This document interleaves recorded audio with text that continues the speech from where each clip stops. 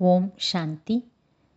16/6/2025 காலை முரளி. முரளியின் சாரம். பாபா சொல்கிறார், இனிமையான குழந்தைகளே, நமக்கு எந்த ஒரு தேகதாரியும், அதாவது மனிதரும் படிப்பை கற்பிக்கவில்லை. அசரீரியான தந்தை சரீரத்தில் பிரவேசமாகி நமக்காகவே கற்பிப்பதற்காக வந்திருக்கின்றார் என்ற மகிழ்ச்சியில் எப்பொழுதும் இருங்கள். இனிமையான குழந்தைகளே, நமக்கு எந்த ஒரு மனிதரும் பாடம் கற்பிக்கவில்லை. அசரீரியான தந்தை சரீரத்திற்குள் பிரவேசமாகி நமக்காகவே கற்பிக்க வந்திருக்கிறார் என்ற மகிழ்ச்சியில் எப்பொழுதும் இருங்கள். கேள்வி: குழந்தைகளாகிய உங்களுக்கு ஞானத்தின் 3வது கண் ஏன் கிடைத்திருக்கிறது? பதில்: சாந்தி தாமம் மற்றும் சுகதாமத்தை காண்பதற்காக நமக்கு ஞானத்தின் 3வது கண் கிடைத்துள்ளது. இந்த கண்கள் மூலமாக காணும் பழைய உலகம், உற்றார், உறவினர்கள் ஆகிய அனைத்திலிருந்தும் புத்தியை விலக்கிவிட வேண்டும். குப்பையிலிருந்து வெளியேற்றி நம்மை மலர் போல தேவதைகளாக ஆக்குவதற்காக தந்தை வந்துள்ளார். ஆகவே அப்படிப்பட்ட தந்தைக்கு மரியாதையும் கொடுக்க வேண்டும். ஓம் சாந்தி. குழந்தைகளுக்காக சிவபகவானுடைய மகா வாக்கியம். சிவபகவான் சத்தியமான பாபா என்று அழைக்கப்படுகின்றார். ஏனென்றால் படைப்பவராக இருக்கிறார் அல்லவா. இப்பொழுது குழந்தைகள் உங்களை பகவான் பகவதியாக ஆக்குவதற்காக பகவான் வந்து கற்பிக்கின்றார். இதனை ஒவ்வொருவரும் நன்றாக புரிந்திருக்கிறீர்கள். தனது படிப்பு, தனது ஆசிரியர் மற்றும் படிப்பின் ரிசல்ட்டை பற்றி தெரியாமல் எந்த ஒரு மாணவரும் இருக்க மாட்டார். பகவான் வந்து கற்பிக்கின்றார். எனவே குழந்தைகளுக்கு எவ்வளவு மகிழ்ச்சி இருக்க வேண்டும். ஏன் இந்த மகிழ்ச்சி பிறகு நிலையாக இருப்பதில்லை? நமக்கு எந்த மனிதரும் கற்பிக்கவில்லை என்று உங்களுக்கு தெரியும். அசரீரியான தந்தை சரீரத்திலே பிரவேசம் செய்து குழந்தைகள் உங்களுக்கு கற்பிக்க வந்துள்ளார். பகவான் வந்து கற்பிக்கின்றார் என்பது வேறு யாருக்குமே தெரியாது.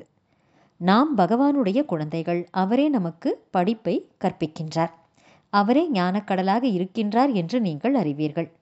சிவபாபாவின் எதிரில் நீங்கள் அமர்ந்திருக்கிறீர்கள்.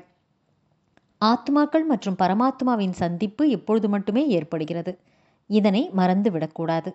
ஆனால் மாயை மறக்க வைக்கிறது. பகவான் நமக்கு கற்பிக்கின்றார் என்ற போதை இருக்க வேண்டும். அவரை நினைவு செய்து கொண்டே இருக்க வேண்டும். ஆனால் சிலர் முற்றிலும் மறந்து விடுகிறார்கள். துளி அளவும் புரியாமல் இருக்கிறார்கள். நிறைய குழந்தைகள் மறந்து போகிறார்கள் என்று பகவான் தானே கூறுகின்றார். மறக்கவில்லை என்றால் அந்த மகிழ்ச்சி இருக்கும் அல்லவா. நாம் பகவானுடைய குழந்தைகள், அவரே வந்து நமக்கு கற்பிக்கின்றார் என்று.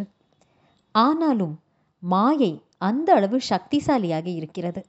முற்றிலும் மறக்க வைத்து விடுகிறது. இந்த கண்களால் பார்க்கக்கூடிய பழைய உலகம் உற்றார் உறவினர்களின் பக்கம் புத்தியை கொண்டு செல்லுகிறது. இப்பொழுது குழந்தைகளுக்கு தந்தை 3வது கண்ணை தருகின்றார். நீங்கள் சாந்தி தாமம் மற்றும் சுகதாமத்தை நினைவு செய்யுங்கள். இது துக்கமான உலகம், மிகவும் கெட்ட உலகமாகும். பாரதம் சொர்க்கமாக இருந்தது, இப்பொழுது நரகமாக இருக்கிறது. தந்தை மீண்டும் வந்து மலராக ஆக்குகின்றார். அங்கு உங்களுக்கு 21 பிறவிகளுக்கான சுகம் கிடைக்கிறது. இதற்காகவே நீங்கள் படிக்கிறீர்கள். ஆனால் முழுமையாக படிக்காத காரணத்தினால் புத்தி செல்வம் மற்றும் சொத்து போன்றவற்றில் மாட்டிக்கொள்ளுகிறது. அதிலிருந்து புத்தி வெளிவருவதில்லை. சாந்தி தாமம் மற்றும் சுகதாமத்தை நோக்கி புத்தியை கொண்டு செல்லுங்கள் என்று தந்தை கூறுகிறார். ஆனால் இங்கு அமர்ந்திருந்தாலும் புத்தி பழைய உலகத்திலிருந்து துண்டிக்கப்படுவதில்லை. நல்ல மலர் போன்று தூய்மையானவராக ஆக்குவதற்காக இப்பொழுது தந்தை வந்திருக்கின்றார். தந்தை நம்மை தூய்மையாக ஆக்கி தூய்மையான உலகத்துக்கு அழைத்து செல்கிறார். ஆகவே அப்படிப்பட்ட தந்தைக்கு எவ்வளவு மரியாதை செலுத்த வேண்டும் என்று நீங்கள் முக்கியமாக தூய்மைக்காகத்தான் கூறுகிறீர்கள். அப்படிப்பட்ட பாபாவிடம் முற்றிலும் பலியாகிவிட வேண்டும். பரந்தாமத்திலிருந்து வந்து குழந்தைகளாகிய நமக்கு படிப்பை கற்பிக்கின்றார். குழந்தைகளுக்காக அவர் எவ்வளவு முயற்சி செய்கின்றார். முற்றிலும் குப்பை போன்ற உலகத்திலிருந்து நம்மை விடுவிக்கின்றார். இப்பொழுது நீங்கள் மலராக ஆகிறீர்கள். ஒவ்வொரு கல்பமும் நாம் அவ்வாறு மலராக தேவதையாக ஆகின்றோம். மனிதனை தேவதையாக ஆக்குவது வேறு யாராலும் செய்ய முடியாது. இப்பொழுது நமக்கு தந்தை படிப்பிக்கின்றார். இங்கு நாம் மனிதரிலிருந்து தேவதையாக ஆவதற்காக வந்திருக்கின்றோம். இது கூட இப்பொழுதுதான் உங்களுக்கு தெரியும். நாம் சொர்க்கவாசியாக இருந்தோம் என்று இதற்கு முன்பு நமக்கு தெரியாது. நீங்கள் ராஜ்யம் செய்தீர்கள், பிறகு ராவணன் ராஜ்யத்தை எடுத்துக்கொண்டான் என்று தந்தை இப்பொழுது கூறுகிறார். நீங்கள் மட்டுமே மிகவும் சுகத்தை அடைந்தீர்கள். பிறகு 84 பிறவிகள் எடுத்து ஏணியிலிருந்து கீழே இறங்கிவிட்டீர்கள். இதுதான் சீர்கெட்டு போன உலகம். மனிதர்கள் எவ்வளவு துக்கத்தில் இருக்கின்றனர், எவ்வளவு பேர் பட்டினியால் இறக்கின்றனர். துளி அளவும் சுகமில்லை. எவ்வளவு பெரிய செல்வந்தராக இருந்தாலும் அற்பகால சுகம்தான் இருக்கிறது. இதைத்தான் விஷம் நிறைந்த நதி போன்ற உலகம் என்று கூறப்படுகிறது.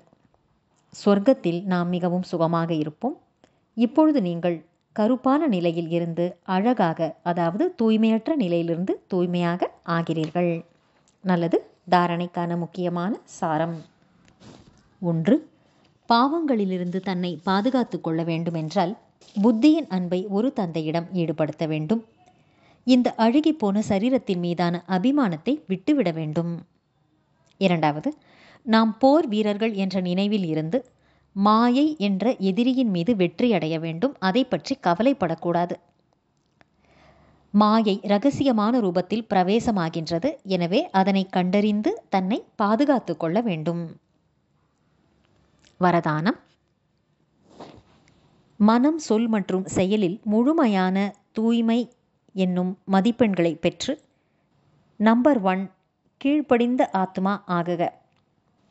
மனம், சொல், செயலின் தூய்மையிலே முழுமையான மதிப்பெண்களை பெறக்கூடிய நம்பர் 1 கீழ்ப்படிந்த ஆத்மா ஆகுக. ஆக்யாக்காரி ஆத்மா ஆகுக. விளக்கம்: மன தூய்மை என்பது எண்ணத்தாலும் தூய்மை அல்லாத சமஸ்காரம் வெளிப்படக்கூடாது. எப்போதும் ஆத்மீக சொரூபம், அதாவது சகோதரர் எனும் உன்னதமான நினைவு இருக்க வேண்டும். சொல்லில் தூய்மை என்றால் அதில் எப்போதும் சத்தியமும் இனிமையும் இருக்க வேண்டும். செயலில் தூய்மை என்றால் எப்போதும் பணிவு, திருப்தி, இன்முகம் இருக்க வேண்டும். இதன் அடிப்படையில்தான் நம்பர் கிடைக்கிறது. அத்தகைய முழு தூய்மையை கையாளுவதில் கீழ்ப்படுகின்ற குழந்தைகளின் மகிமையை தந்தையே பாடுகின்றார். தனது ஒவ்வொரு செயலிலும் தந்தையின் செயலை உறுதி செய்பவர்தான் தந்தைக்கு அருகில் உள்ள சமீப ரத்தினம் ஆவார். ஸ்லோகன்: சொந்த பந்தங்களின் உறவில் மற்றும் மனோநிலையில் லேசாக இருங்கள், ஆனால் தினச்சரியத்தில் அல்ல. நல்லது. இனிமையிலும் இனிமையான, வெகு காலம் கழித்து காணாமல் போய் மீண்டும் தேடி கண்டெடுக்கப்பட்டுள்ள செல்லமான குழந்தைகளுக்கு தாயும் தந்தையுமான பாப்தாதாவின் அன்பான நினைவுகள் மற்றும் காலை வணக்கம். ஆன்மீக குழந்தைகளுக்கு ஆன்மீக தந்தையின் நமஸ்காரம். ஆன்மீக தந்தைக்கு ஆன்மீக குழந்தைகளின் நமஸ்காரம். அவ்யக்த சமிக்கை: ஆன்மீக நிலையில் இருக்கக்கூடிய அபியாசம் செய்யுங்கள். உள்நோக்கு முகமுள்ளவர் ஆகுங்கள். உள்முகமாக இருக்கும் ஆத்மாக்கள் வருகின்ற சூழ்நிலை எதுவாயினும் நன்மை தீமை எந்த சமயம் சூழ்நிலையிலும் தன்னைத்தானே அனுசரித்து செல்வார்கள். தனிமையில் இருந்தாலும் சரி, குழுவிலே இருந்தாலும் சரி, அனுசரித்து போவது, அட்ஜஸ்ட் பண்ணி போவதுதான் பிராமண வாழ்க்கை ஆகும். நல்லது. ஓம் சாந்தி.